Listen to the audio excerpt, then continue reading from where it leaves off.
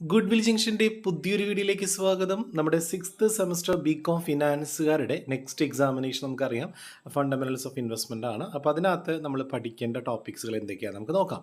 ആദ്യം നമ്മുടെ first chapter എടുക്കുകയാണെങ്കിൽ ഇൻട്രൊഡക്ഷൻ ടു ഇൻവെസ്റ്റ്മെൻ്റ് ആണ്. അത് വളരെ ഇമ്പോർട്ടൻ്റ് ആയിട്ടുള്ള ചാപ്റ്റർ ആണ്. അതിൽ നിന്ന് കുറേയധികം ക്വസ്റ്റ്യൻസ് വരാറുണ്ട് കേട്ടോ. ഇപ്പോൾ ഫസ്റ്റ് ക്വസ്റ്റ്യൻ തന്നെ ചിലപ്പോൾ 2 മാർക്കിൻ്റെ വാട്ട് ഈസ് ഇൻവെസ്റ്റ്മെൻറ്റ് അല്ലെങ്കിൽ മീനിങ് ഓഫ് ഇൻവെസ്റ്റ്മെൻറ്റ് എന്നായിരിക്കും.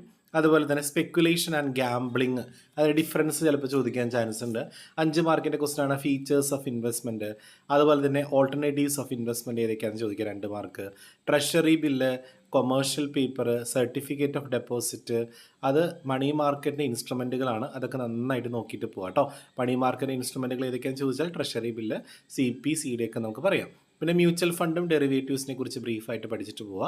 അതുപോലെ ഇൻവെസ്റ്റ്മെൻറ്റ് മാനേജ്മെൻറ്റിൻ്റെ സ്റ്റെപ്സ്, പ്രോസസ്സ്, അത് ചിലപ്പോൾ SC ആയിട്ടോ അല്ലെങ്കിൽ 5 മാർക്കിനോ ചോദിക്കാം. അത് നന്നായിട്ട് നോക്കിയിട്ട് പോവുക. രണ്ടാമത്തെ ചാപ്റ്റർ റിട്ടേൺ ആൻഡ് റിസ്ക് ആണ്. റിട്ടേൺ ആൻഡ് റിസ്കിൽ എക്സ്പെക്ട് റിട്ടേണിൻ്റെ പ്രോബ്ലം ചിലപ്പോൾ മേ ബി 5 മാർക്കിന് വരാം. അതുപോലെ തന്നെ CAPM മോഡൽ ചോദിക്കാം. സോഴ്സസ് ഓഫ് റിസ്ക് ചോദിക്കാം. കാൽക്കുലേഷൻ ഓഫ് കോഫിഷ്യൻ്റ് ഓഫ് കോറിലേഷൻ്റെ പ്രോബ്ലം വരാം കേട്ടോ. അത് ഇമ്പോർട്ടൻ്റ് ആണ്. അതുപോലെ വാട്ട് ഈസ് ബീറ്റ എക്സ്, അത് ബീറ്റ എന്നാണ് ചോദിക്കുന്നത്.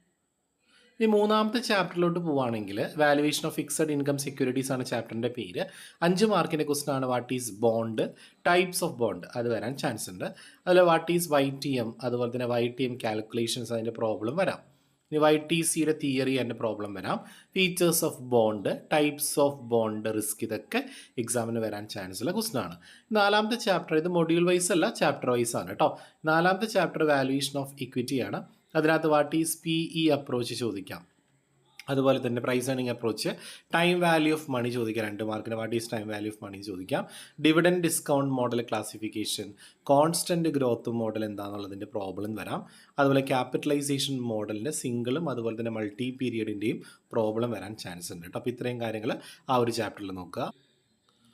ഇനി 5ാമത്തെ ചാപ്റ്റർ വളരെ ഇമ്പോർട്ടൻ്റ് ആയിട്ടുള്ള ചാപ്റ്ററാണ് അപ്രോച്ചസ് ടു സെക്യൂരിറ്റി അനാലിസിസ്. അതിലെന്താണ് ഫണ്ടമെൻ്റൽ അനാലിസിസിൻ്റെ മീനിങ് നോക്കുക. EIC അനാലിസിസ്, എന്ന് പറഞ്ഞാൽ എക്കണോമിക് ആണ്, I ഇൻഡസ്ട്രി, C കമ്പനിയാണ്.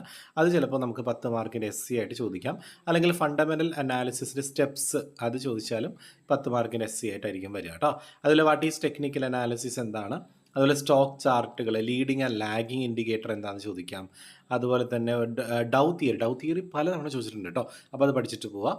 അപ്പോൾ അത് നന്നായിട്ട് നോക്കുക. ഇനി 6ാമത്തെ ചാപ്റ്ററിലോട്ട് പോവുകയാണെങ്കിൽ പോർട്ട്ഫോളിയോൻ്റെ മീനിങ്, വാട്ട് ഈസ് പോർട്ട്ഫോളിയോ, അതിന് ടൈപ്സ് നോക്കിയിട്ട് പോവുക. പോർട്ട്ഫോളിയോ മാനേജ്മെൻറ്റ് സ്റ്റെപ്സ് നോക്കുക. പോർട്ട്ഫോളിയോ ഡൈവേഴ്സിഫിക്കേഷൻ നോക്കുക. മാർക്കോയിറ്റ്സ് മോഡൽ നോക്കുക. റാൻഡം വോക്സ് തിയറി നോക്കുക. അതുപോലെ തന്നെ ഈ ഒരു ചാപ്റ്ററിലെ പോർട്ട്ഫോളിയോ എന്ന് പറയുന്ന ചാപ്റ്ററിലെ എല്ലാ പ്രോബ്ലംസും നന്നായിട്ട് നോക്കുക. റിസ്ക് കാൽക്കുലേഷനും അതുപോലെ പോർട്ട്ഫോളിയോ റിട്ടേണിൻ്റെ ഒക്കെ പ്രോബ്ലംസ് ഒക്കെ നന്നായിട്ട് നോക്കിയിട്ട് പോകാം കേട്ടോ. അപ്പോൾ ഇത്രയാണ് നമ്മുടെ 6th അപ്പോൾ 6th ചാപ്റ്ററിൽ എത്രയുള്ളൂ. ഇനി 7th ചാപ്റ്ററിൽ വരുന്ന ഇൻവെസ്റ്റർ പ്രൊട്ടക്ഷൻ ആണ്. അതിനകത്ത് ഇൻവെസ്റ്ററും അതുപോലെ ഇൻവെസ്റ്റർ പ്രൊട്ടക്ഷൻ എന്താണെന്ന് പഠിക്കുക. സെബിയുടെ ഫംഗ്ഷൻസും അതിൻ്റെ റോളും ഒബ്ജക്റ്റീവ്സ് ചിലപ്പോൾ 10 മാർക്കിന് SC ആയിട്ട് ചോദിക്കാം. അതുപോലെ ഇൻവെസ്റ്റർ പ്രൊട്ടക്ഷൻ മെഷേഴ്സ് ചോദിക്കാം SC ആയിട്ട്. ഇൻവെസ്റ്റർ ആക്ടിവിസം, അതുപോലെ തന്നെ ഇൻസൈഡ് ട്രേഡിംഗ് കേട്ടോ. ഇൻസൈഡ് ട്രേഡിംഗ് 2 മാർക്കിന് ചോദിക്കാൻ ചാൻസ് ഉള്ളതാണ്. അതുപോലെ rights and duties of investor കേട്ടോ. അപ്പോൾ ഇത്രയും കാര്യങ്ങൾ നോക്കുക. ഇനി നമുക്ക് പ്രീവിയസ് ഇയറിൻ്റെ ക്വസ്റ്റ്യൻസ് പേപ്പേഴ്സ് നമുക്കൊന്ന് ഡിസ്കസ് ചെയ്യാം. പ്രീവിയസ് ഇയറിൽ നമുക്ക് എന്തൊക്കെ ക്വസ്റ്റ്യൻസാണ് വന്നേക്കണേ നമുക്ക് നോക്കാം.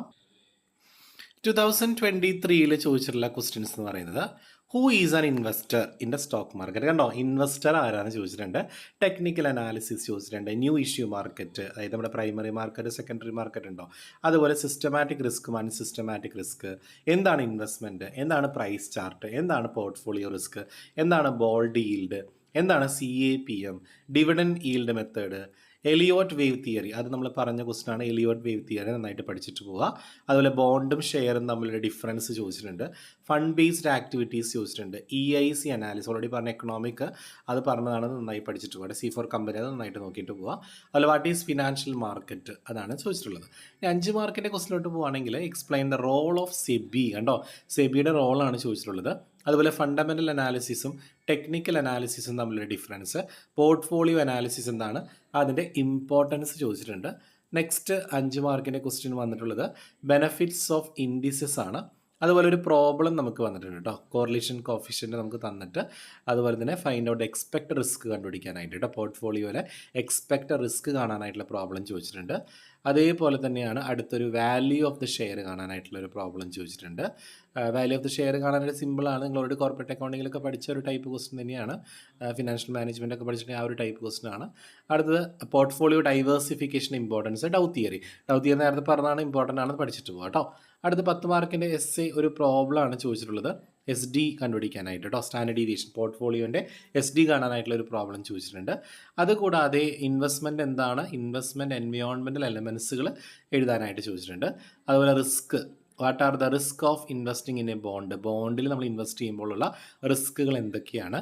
അതുപോലെ ഇൻ്റർമീഡിയറീസ്, ഫിനാൻഷ്യൽ മാർക്കറ്റിലെ ഇൻ്റർമീഡിയറീസിനെ കുറിച്ച് എഴുതാനായിട്ട് ചോദിച്ചിട്ടുണ്ട് കേട്ടോ. ഇത്രയാണ് 2023 ചോദിച്ചിട്ടുള്ള ക്വസ്റ്റ്യൻസ് കേട്ടോ.